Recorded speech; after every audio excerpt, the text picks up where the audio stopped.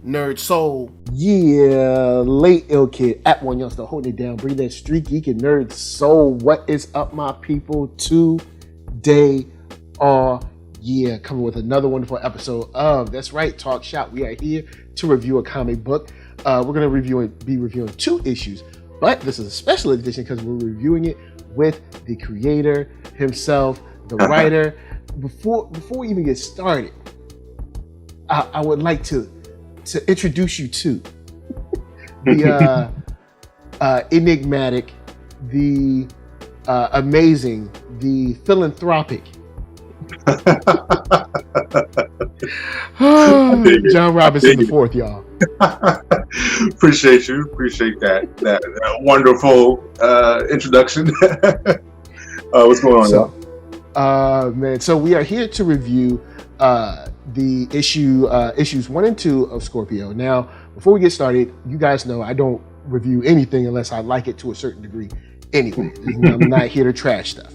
But just because he's here does not mean that it's going to be rose-colored glasses. All right, it's going to be paved with gold. We have him here so we can hold him to task. Right? Yeah. But before we get started, from the creator, from the writer, what is Scorpio? So Scorpio is basically a urban fantasy comic about 12 relics that are empowered by the Zodiac.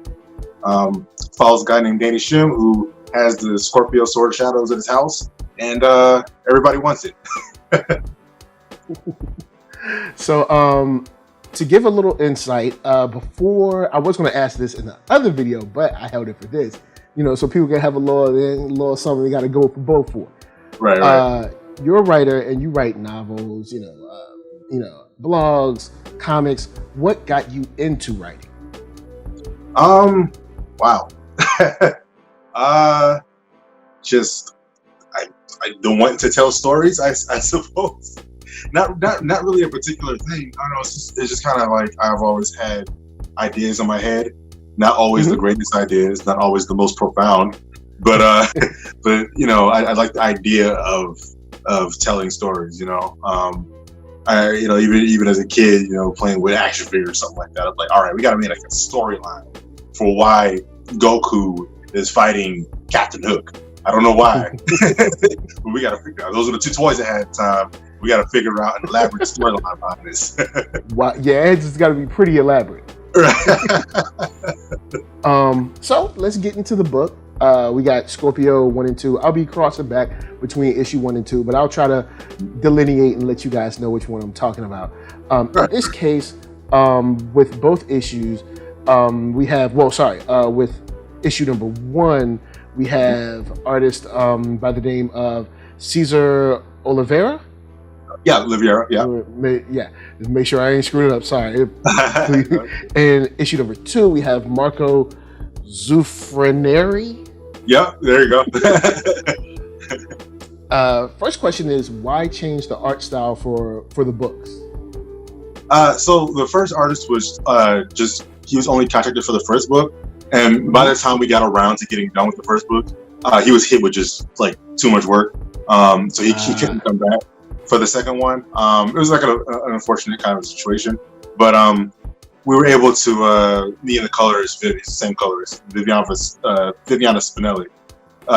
She's the colorist for 1 and 2 and ongoing. She was able to help me, we kind of worked together and found another artist, and that was Marco. So we love Marco's work. We love what Cesar brought to issue 1. So yeah, we're just trucking on now. All right. Now, one thing I saw that was interesting in this book that I don't see in a lot of books, kind of like in the first issue, is that we open up with, I guess we kind of end in a home invasion, which seems so mundane when you think about, it's just a home invasion.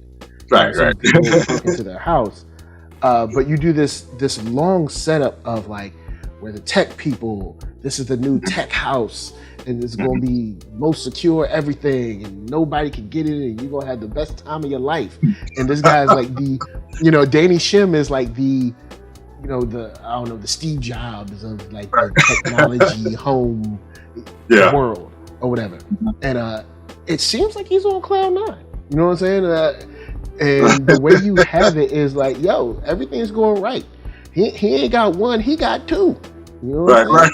He living that Jay Dilla lifestyle. You know what I'm saying? One won't do, and two is not enough. You know what I'm saying? Exactly. So I'm like, cause you threw me on that. I'm reading, I'm like, all right, cool, he got a sister, you know what I'm saying? I ain't worried, this what you got. And then I'm like, hold on, who this? Who this? Oh, he got another one? So he lied to the sister. Right. For the white girl. But you know what I'm saying? Right. But I mean, hey, you know what I'm saying? Hey, look, this you telling his story. Right. Him, you know what I'm saying? But you get to see this man that you show him at the beginning where everything is so great. He's giving this like TED talk or something. Everybody's happy. It's super sweet. It's like, you know, it's like the PS4 or the PlayStation Nation or whatever, like conversation or like reveal, but something actually happens. So everybody's happy. Everybody's great. They're talking about stockholders going up. You know, they're eating meals and stuff. And it seems real cool. And we slowly break down his life, which is quite interesting for me. I think it's fun to slowly tear down his character in a way where you're like, oh man, he's such a great guy. Oh, he has a girl, you know, oh, he's with his, you know, his workers, everything's so great. And then you peel back to show he's the guy getting his neck cut at the beginning, which was a great storytelling device and a great reveal. And I enjoyed that.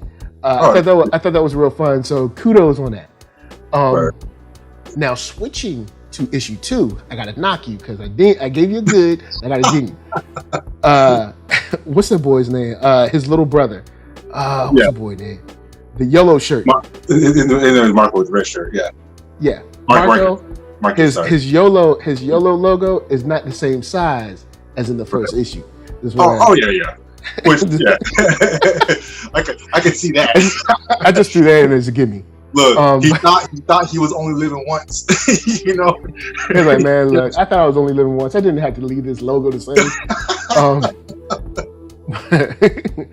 But to go to issue 1, another technical thing that I enjoy is the perspective and the angles that you display the art in your panels.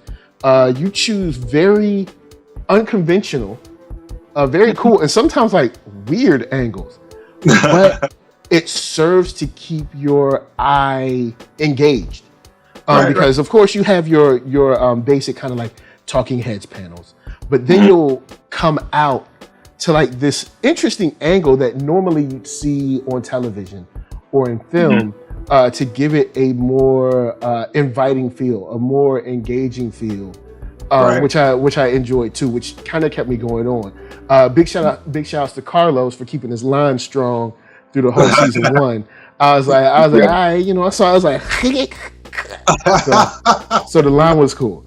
I wanted to, on a technical tip, your letterer, is letterer squids a person or is it like a group or a team? Right. So letter squids, I think it's mainly one person.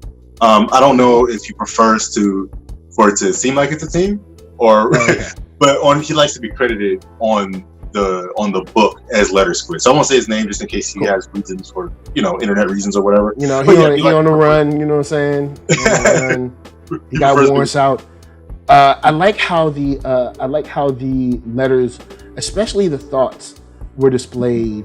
It was just a unique way of lettering where it seems simple and straight up, but then there's these nice little parts where there's like these illustrations or little like icons put inside of it, and it's a nice touch, similar to the logo, which is kind of a nice touch for the C. So I enjoyed that too. But back on your boy Danny Shim, who only allows the house to call him Danny, apparently. You know what I'm saying? Like, you don't let me call you Danny. No, all right? You the other girl. You ain't even the main girl. You don't get Danny. You get Mr. Shim. That's what you get. You a little bit savage for that. You know what I'm saying? You all up in, you encroaching on the sister's time. Right. But I digress. When it comes to Scorpio, up into the fight scene, there's really not a lot of showy choreography through it. You know, It's kind of like straightforward, living your life. When you pick these angles, because I liked how you had the sister kind of come out the blue, like I who up in my house. How did you script that? Are you one of those writers that are like, hey, look, they're gonna fight in the house, do the thing? Or are you one of those writers that are like, all right, cool, they're gonna fight in the house right here, they're gonna be up against the wall right here, he's gonna grab his neck right here. Okay. Like, how do you script that? The fight scenes are very specific. Very specific. Because I study like fighting for the purpose of writing. I'm not a fighter myself, but I study. He's a writer, not a fighter. Right. Writer, not a fighter. But I'll study things like I'll watch. Two of my biggest references for fighting scenes and fighting styles are video games. Actually, Street Fighter and Soul Calibur. By far, my two most prevalent references for fighting style. Street Fighter for hand-to-hand fighting and Soul Calibur for weapons fighting. So, and because I love, like, remember back in the day on Soul Calibur 2, they had an exhibition where you could watch somebody just do their fight moves. Like, that's not an actual fight. They're just displaying their weapon skills. Yeah, what is it when they do their demo or weapons demo? Or right, yeah. It's like an exhibition style thing or whatever. But I'll study those. You'll see that in future issues. The next issue, number 3, you see a whole lot of that with Danny because he uses a Chinese sword. You know what I mean? And his Chinese sword fighting is a part of his style. So Zhang Guo from Soul Calibur was a heavy reference for that because she's a Chinese sword fighter in that game. So. But everything in fight scenes are very, very precise. It's like, okay, here, this person is blocking a blow here, and they're blocking a blow here, but they're blocking at this angle so that the character, has the ability to slap them after this. Make sure that her hand is here on the blade, so that in the next scene it makes sense where she's slapping them. I'm not saying that scene is exactly in there, but I'm saying in general that's how we write a fight scene. So I'm very specific to the artists. There's scenes where the character's hand needs to be in a certain place so that the next panel makes sense when he grabs them or the angle that they grab them from. You know what I mean? Okay. So yeah. In this issue, we're introduced to 3 people that are Assassin's Creed-ish, Matrix-ish attackers. Right. And your boy be snitching. The youngest brother, what is it, Marcus? He be smoking weed and snitching. How you gonna put together smoking weed and snitching? I don't know who decided to do that, but because he was like, usually like if you know what I'm saying, you high, you like, yo, let's keep it cool. Right. His brother was like, yo, police, yo, check it. Look, hey, everything's cool in the house. You ain't got nothing to worry about. Y'all be good. Have a wonderful day. And then, but he was like, nah, people broke in, started hitting us and everything. So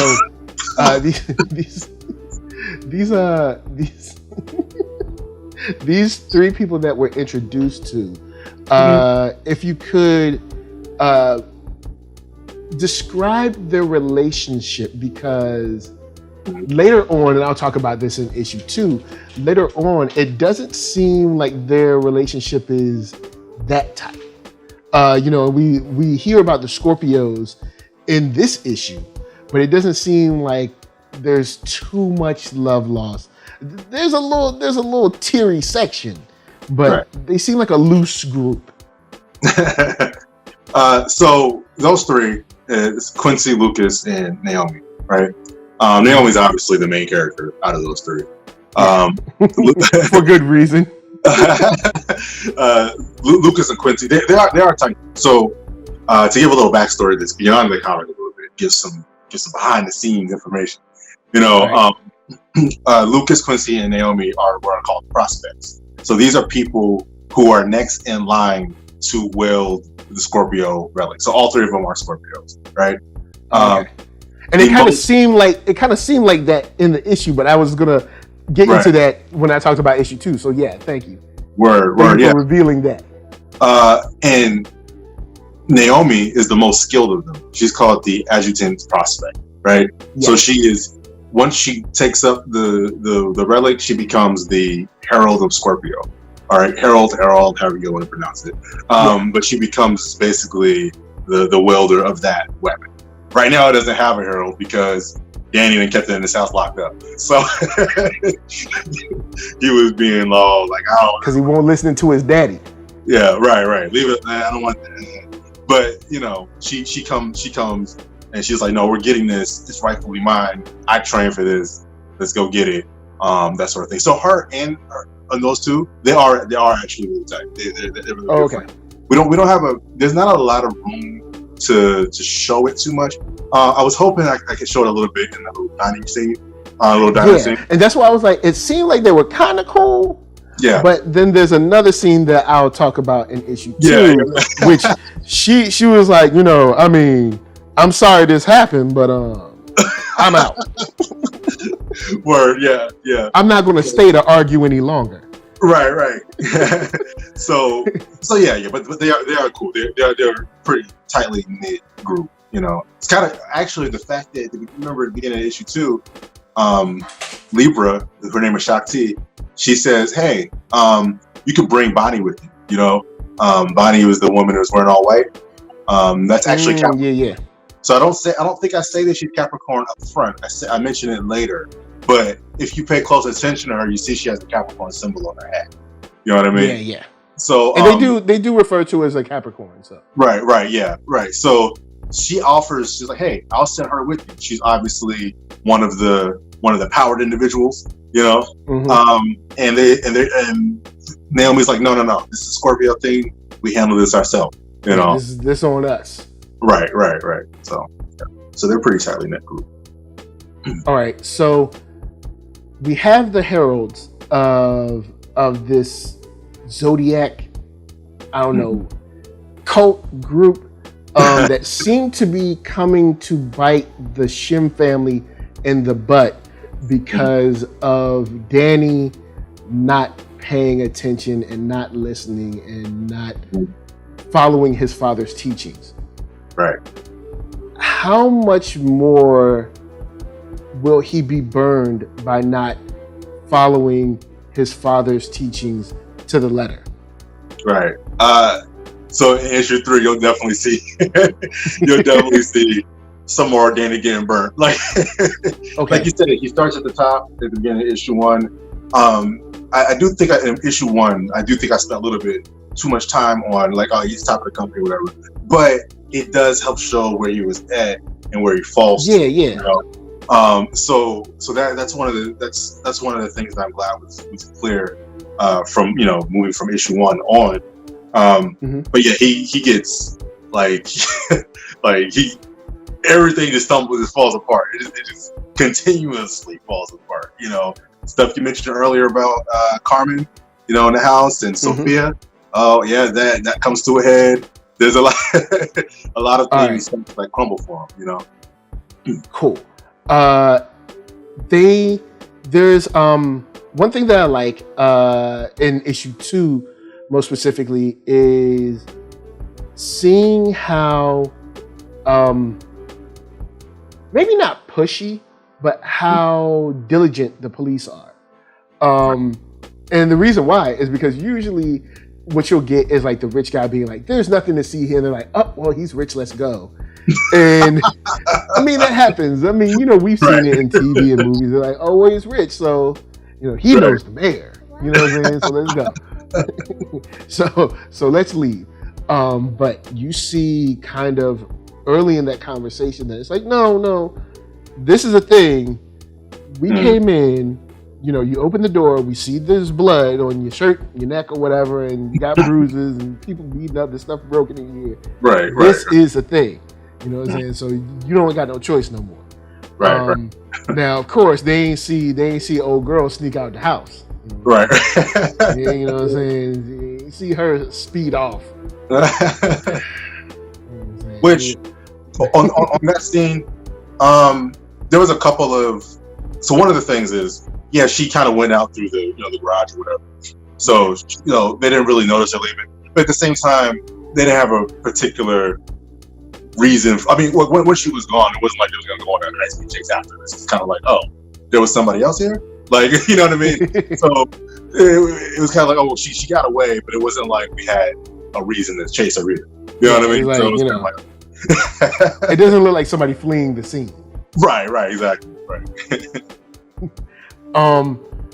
In this, we get a closer look into Architect, the building, and the mixture of the kind of like pseudoscience and the mystical, with kind of like those like sort of like Harry Potter balls. It's like flying around and like turning off the technology, and then there's always, man, I don't know why you had to do it because it's cliche, but why did the random security guard have to get beat up? You know what I'm saying? Security guard wasn't doing nothing. I'm so tired of security guards being beat up. They come to work every day. They didn't hurt nobody. He was 10 days from retirement. You know what I'm saying? He had 2 kids. Well, he all right. He just got a little concussion. He fine. Well, yeah, he did. He was like, he wasn't dead. So I mean, he didn't die. So right. Had that.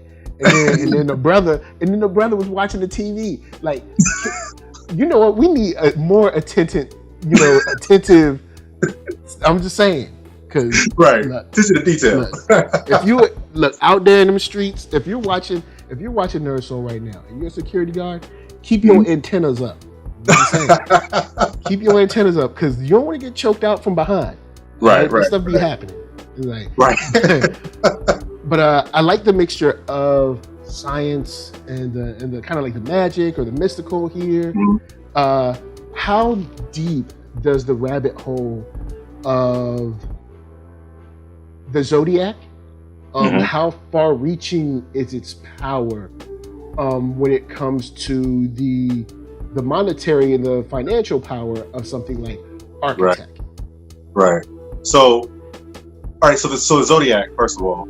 So when they got into the building, he had the hive. Remember, he opened the hive up to look at the building, and then he had the HB unit. All right. So that's Quincy stuff, right? And he gets that from Zodiac itself. So Architect is a separate company from the Zodiac organization, but this Zodiac organization, while it's mystical in nature because of the people who work there or whatnot, the only things that are mystical are the things that are related to their powers and their relics. So there's 12 relics, and like for example, at the beginning of 2, you saw Libra. She was doing her thing, you know what I mean? So she has her mystical abilities, and there's mystical things about the place that they're staying in, which you'll find out more information about that in future issues. But that place that she's in at the very beginning, that's really mystical and whatnot. But they still have technology in that place too. So that's where Quincy gets his stuff, and they mention Lucia in that issue too, briefly when they're eating. And she, like, you won't see her for a little while, but she's a tech mastermind. So she made all the technology. Quincy kind of worked with her and stuff like that. Okay. The Zodiac organization has a pretty large establishment as far as like actual financial power, as well as, or at least I will say they did. Let's put it that way. They did. Things have changed over time. So, all right. But they do have a pretty strong foothold. All right. I'd like to stop for a second and let you tell the people where they can find Scorpio, because I like the book. I'm interested. I want to see what happens. Especially, I'm going to talk about a scene after this. But I think this is an interesting book. Art is well done. The angles of the shots are well done. Yeah. And also, kind of like the opening to this world is very interesting now. Kind of seeing where they're going with it, or where you're going with it. So where can they find Scorpio? All right. So you can find Scorpio at scorpiocomic.com. Just www.scorpiocomic.com. Also, it's on my website at ivwall.net/Scorpio. It takes you to the same place to purchase the book. You can also find it on Comixology. So if you just go on Comixology and search Scorpio, it'll come up. That's how you can get a hold of it. Facebook is a good place to follow me if you want to stay updated. Highly recommend getting on the email list to get updates for Scorpio. So yes, that's the best way to get in touch. What up? Now, you throw us. All right, so you throw us in the first book. The way you throw us in the first book is mostly, okay, cool. Danny's the one who's getting his neck cut. I thought he was the one doing the neck cutting, and then, and then you got us with the girl, the mistress girl. So all right, cool. Issue number 2, you get us with this fight in Architect. And, everything seemed to be going good. You know what I'm saying? We infiltrating. We got the little, you know what I'm saying? We got the cameras closed and everything's smooth sailing. All we got to do is go get this key or the digital, the digital key something, the master copy. That's all we need. Right. And we see Carlos up in there. And honestly, I was like, man, Carlos about to take an L for Architect. Because for real, I was like, man, Carlos going to be one of these dudes that's like, you shouldn't be in here. I'm going to tell security. Where is that? And he's going to end up getting killed. He's lucky they're pretty nice, though. Because if you notice, remember in the diner scene, Lucas said, hey, let's go back and just tear off one of Danny's fingers, and we could use that. And then they were like, no. He was like, nah. We're not trying to hurt him. They ain't got to do all that. And we go in the building. When they go in the building, they just say, well, just check on him, make sure he's there. They just try to make sure he's just there. They're not trying to go, kill him. Yeah. So see Carlos in the spot, and we see Carlos from, episode 1. You know what I'm saying? Right. Episode 1 got the clean face saying, I'm glad you're here. You know what I'm saying? I'm glad we got a chance to, I didn't think you could run the company, but you're doing a great job, and we're just glad to be enjoying the success. Right. And then you see the TV on. You see the monitor on. Where Carlos at? And it sets the scene for this fight scene we did not expect. And now we get to know not only one, that Carlos is not who he portrays himself to be, and also probably not who Danny thinks he is. And also we get to find out what a Watcher is. And we get to find out that a Watcher ain't no joke.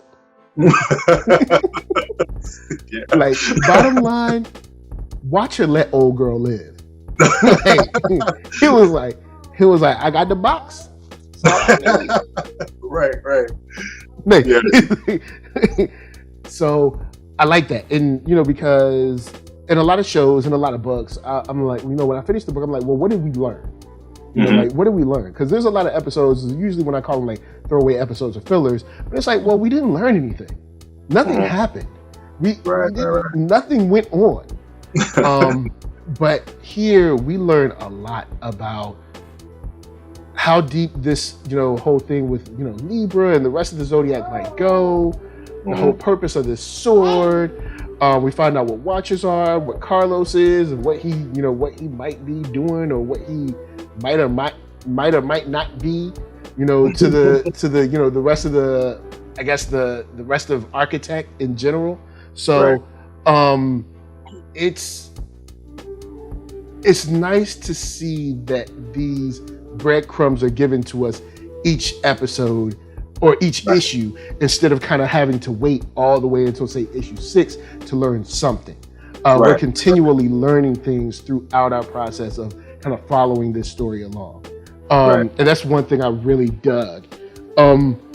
When in the point of writing this or writing the story Bible, did you know that Carlos was going to be the guy that took